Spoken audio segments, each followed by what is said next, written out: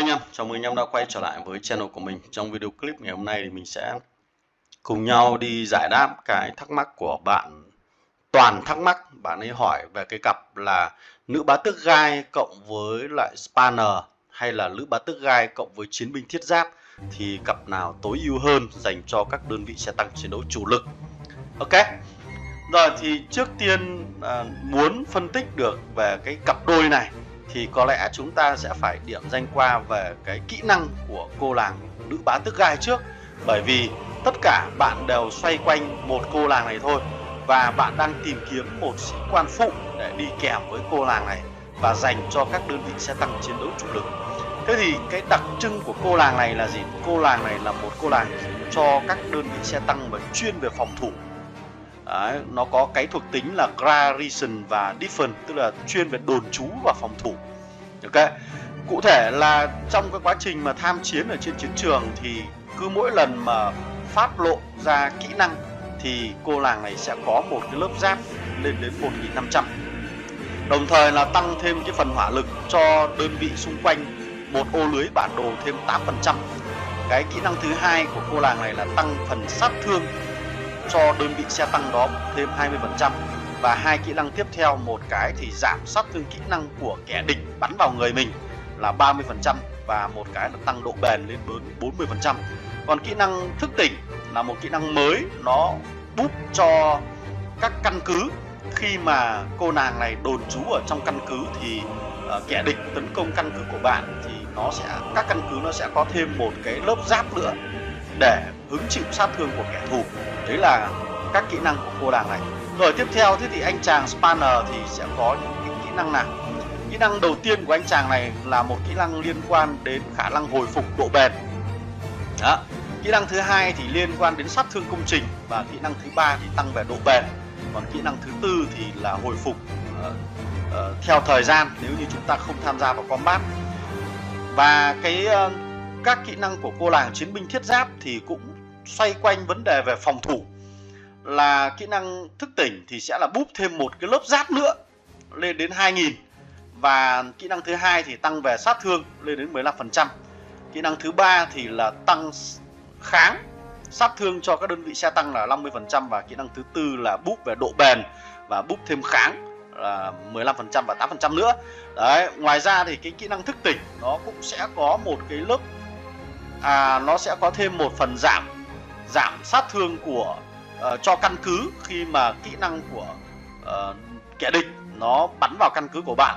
Như vậy là cả ba cái sĩ quan này bạn đang hỏi nó sẽ đều có cái thuộc tính là phòng thủ.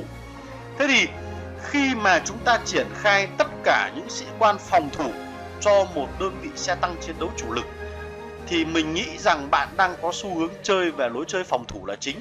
Và nếu như bạn đang chọn lối chơi về phòng thủ thì các cái khả năng giết được kẻ địch ở trên chiến trường của bạn nó sẽ khá là thấp. Bởi vì toàn bộ các kỹ năng của ba cô làng hoặc anh chàng này đều xoay quanh khả năng phòng thủ thôi. Còn đâu thì nó sẽ tăng về các cái phần sát thương cơ bản của viên đạn khi bắn ra. Đấy là phần sát thương cơ bản đây này là 15%, hoặc là Spanner hoặc là nữ bá tước gai đều như vậy. Còn cả ba cô làng và anh chàng này đều không có hệ số sát thương kỹ năng sĩ quan. Điều đó là nó sẽ đem đến các chiếc xe tăng của chúng ta có phần hỏa lực yếu hơn. Bởi vì là đa phần nếu như bạn có đọc chiến báo thì chúng ta sẽ thấy là hầu hết cái phần kết liễu kẻ địch nó đến từ các kỹ năng của sĩ quan là chính. Cho nên là kỹ năng của sĩ quan nó chỉ liên quan đến giáp, liên quan đến độ bền, liên quan đến hồi phục thì sẽ không có khả năng kết liễu được kẻ địch, mà mình chỉ làm bia tập bắn thôi. Cho nên là nếu như mà ba cái anh chàng cô nàng này chơi theo lối chơi phòng thủ thì cực kỳ là tốt. Đó, đều tốt cả. Đấy, nhưng nếu như mà chúng ta chơi để một cái bài an toàn thì có lẽ là mình khuyên bạn nên chọn là nữ chiến binh thiết giáp. Bởi vì cô nàng này khi kết hợp với nữ bá tước gai thì chúng ta còn đem đến cho căn cứ của chúng ta rất nhiều lợi ích. Còn anh chàng Spanner thì nó chỉ đem đến cái phần hồi phục độ bền cho chiếc xe tăng của bạn thôi. Cho nên là trong quá trình đồn trú, trong quá trình phòng thủ nó không được hưởng lợi giống như cô làng là chiến binh thiết giáp. Đấy, Cho nên là cái cặp là nữ bá tước gai và chiến binh thiết giáp nó sẽ hỗ trợ cho căn cứ của chúng ta rất là nhiều. Nó sẽ có thành hai cái lớp giáp và cái lớp giáp này nó sẽ được cứng cáp hơn cho căn cứ của chúng ta nó cứng hơn. Ok. Ngoài ra thì cô làng này nó cũng tăng một chút về phần sát thương, nó cũng bổ sung cho các viên đạn chúng ta tăng thêm, rồi là kháng sát thương nổ hoặc là kháng sát thương cơ bản. Về cơ bản thì cô làng này phòng thủ khá là tốt và hệ số giáp của cô làng này lên đến 2000. Tuy nhiên là nếu như chúng ta cò cưa lâu ở trên chiến trường thì nó không có phần hồi phục độ bền, thì đâu đó là nó sẽ đuối hơn. Nhưng mà mình hình dung là trong một cuộc chiến thì hầu hết là cái phần kết liễu kẻ địch và chúng ta chết nó cũng rất là nhanh, cho nên là cái hưởng lợi từ hồi phục độ bền của Spanner thì đâu đó nó không được nó không có ích lắm. Ok. Thế nếu như mà bạn triển khai cả ba anh chàng hoặc cô nàng này dành cho đơn vị xe tăng MB thì có lẽ là phù hợp nhất, đó chính là MB của Nga. Ok, thì nó sẽ càng ngày nó càng cứng hơn, hoặc là MB của Đức để chúng ta lấy thêm phần độ bền và phần kháng. Tuy nhiên là như mình phân tích thì khi mình triển khai như vậy thì cái phần sát thương, cái phần kết liễu của kẻ thù nó sẽ không có, cho nên là bạn phải chấp nhận là bạn bị hụt kin hơn so với những người chơi đồng đội xung quanh trong cùng một cái tập đoàn quân. Đấy. Thế thì cái lời khuyên tốt nhất ở đây là nếu như bạn đang chơi lối chơi phòng thủ thì có lẽ là nữ bá tước gai và chiến binh thiết giáp cực kỳ tốt. Còn nếu như mà bạn chiến đấu ở trên cánh đồng thì mình khuyên bạn là lên chọn cái cặp bài khác để chúng ta có thêm một chút cái hỏa lực để chúng ta có thể kết liễu được kẻ thù.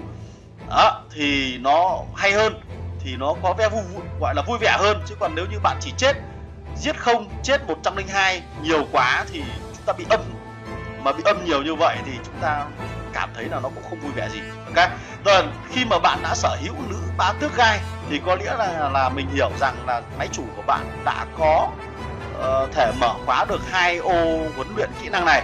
Thì một cái lời khuyên dành cho bạn là nếu như chúng ta đã chơi 2 sĩ quan phòng thủ thì tất cả các kỹ năng mà mình cần học là liên quan đến tấn công. Đó, liên quan đến tấn công nhé. Tất cả là đều liên quan đến tấn công. Ví dụ là bạn có thể chọn là tăng hỏa lực 30% của thủ hộ sự thật, hoặc là tăng sát thương 20% của bất kỳ một sĩ quan nào khác. Đó. Và kỹ năng thứ hai mình có thể chọn một kỹ năng dạng cân bằng của cái cô làng nhiếp ảnh gia này, là chúng ta vừa tăng về độ bền và vừa tăng về hỏa lực. Đó. Còn cái cặp còn lại thì bạn cũng vậy thôi, bạn chọn kỹ năng tấn công, kỹ năng tăng sát thương cho Spanner hoặc là cho chiến binh thiết giáp nhé. Đấy, mình ưu tiên như vậy bởi vì là toàn bộ kỹ năng chính của hai cô làng này đều là liên quan phòng thủ rồi, vậy mình phải đổi lại một chút sát thương để đâu đó mình còn có thể kết liễu với kẻ thù nhé. Đấy. Còn nếu như bạn chơi đơn vị là xe tăng hạng siêu nặng, tức là các đơn vị SH đấy, thì cái cặp bài này là cặp bài quá tuyệt vời. Đấy. Cái cặp là nữ bá tước gai cộng với lại Spanner cũng ok nếu như bạn không có chiến binh thiết giáp mà bạn chỉ có mỗi nữ bá tước gai thôi. Đó. Còn nếu như tuyệt vời nhất là chiến binh thiết giáp cộng với lại nữ bá tước gai, nó đem đến cho chiếc SH của bạn cực kỳ cứng cáp. Đó, để chúng ta có thể chịu đựng các sát thương từ căn cứ cũng như là từ hỏa lực của lính đồn trú trong căn cứ của đối phương. Ok. Vâng, đấy, có lẽ là clip của mình xin phép tạm dừng tại đây. Hy vọng là cái nội dung của clip này đã phần nào cung cấp cho bạn những cái lựa chọn và những cái cân nhắc để chúng ta có thể tham gia, chúng ta có thể quyết định đến cái việc lựa chọn của mình. Còn nếu như theo cái logic bình thường của trò chơi thì có lẽ là các sĩ quan sau bao giờ nó cũng sẽ có giá trị hơn các sĩ quan đời đầu. Đời đầu là anh chàng Spanner này, đây là sĩ quan đời đầu. Đấy, còn cô làng chiến binh thiết giáp là sĩ quan 182 ngày, nó sẽ có sự khác biệt rất lớn. Đó, thì bạn có thể cân nhắc nhé. Còn cái việc còn lại là tùy thuộc vào khả năng đầu tư của bạn liên quan đến cái tượng vàng, bạn có thể max skill được cô làng này hay không, hoặc là nếu như tốt nhất thì bạn nên chọn một cái cặp bài khác. Chứ còn cặp bài chuyên thủ nó cũng không nó cũng rất là khó chơi và phải có niềm đam mê thì mới chơi được nhé. Rồi, goodbye, see you again.